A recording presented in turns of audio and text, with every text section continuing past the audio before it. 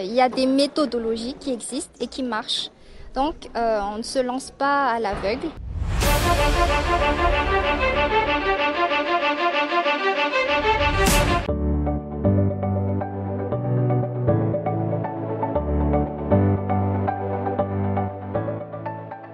L'espace Jeune Entrepreneur a ouvert ses portes ce vendredi 21 mars 2025 au QG Tanour à Kourundjam, à Antananarivo, pour une 13e édition. Un événement signature du club entrepreneur étudiant au rendez-vous des entrepreneurs.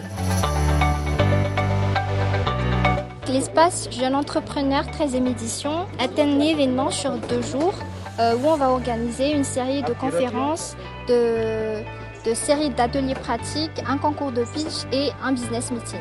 Donc ça fait maintenant 13 éditions qu'on l'organise et cette année on a choisi de mettre en valeur la méthodologie entrepreneuriale et l'éducation financière comme outil en fait pour pérenniser l'entrepreneuriat au niveau des jeunes. En général, les thématiques des ateliers tournent autour de comment trouver une idée d'entreprise ou encore comment monter son business model, comment le rentabiliser surtout, ou encore des conseils sur les produits bancaires.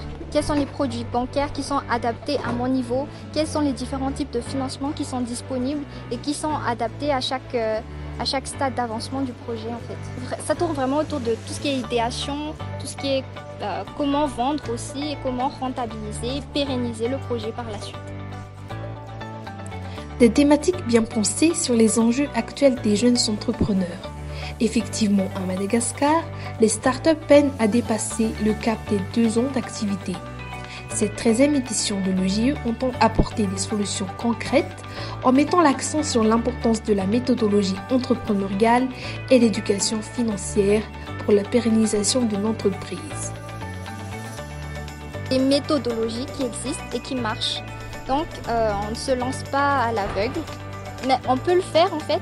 Mais c'est au niveau de la pérennisation, c'est là que le bagage compte, tout ce qui est culture entrepreneuriale, tout ce qui est formation, tout ce qui est les bases. En fait, il y a des bases, des méthodologies qui existent et qui marchent. Et il ne faut pas hésiter à se faire accompagner également, aborder les autres acteurs de l'écosystème et demander de l'aide, demander à ceux qui ont déjà fait avant nous pour avancer plus vite et pourquoi pas plus loin. Parmi ces accompagnateurs figurent les institutions financières comme Accès Banque.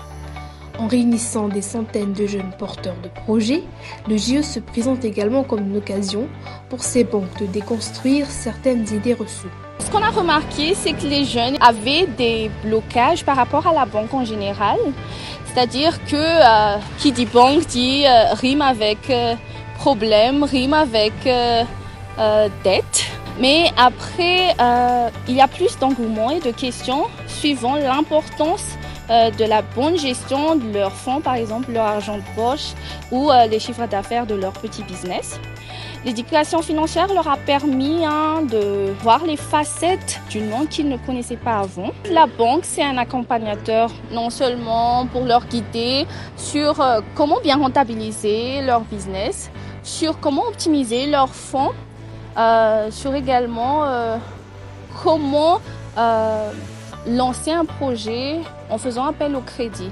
Parce que souvent quand on dit crédit, c'est forcément problème, c'est vraiment s'endetter. Mais en fait, le système, c'est que la banque, elle est là vraiment pour booster votre projet, pour booster les projets des jeunes dans ce qu'ils vont faire en général. Au-delà des formations et ateliers pratiques, les participants profitent de l'EJE pour faire du réseautage. C'est le cas de Mia, une jeune entrepreneur en garage automobile.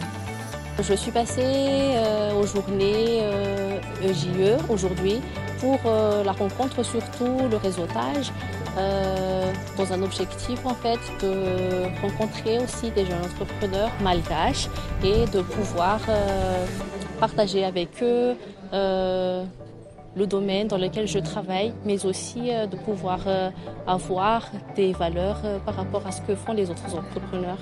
Un réel succès, l'espace Jeune Entrepreneur 13e édition a rassemblé plus de 500 jeunes entrepreneurs et porteurs de projets.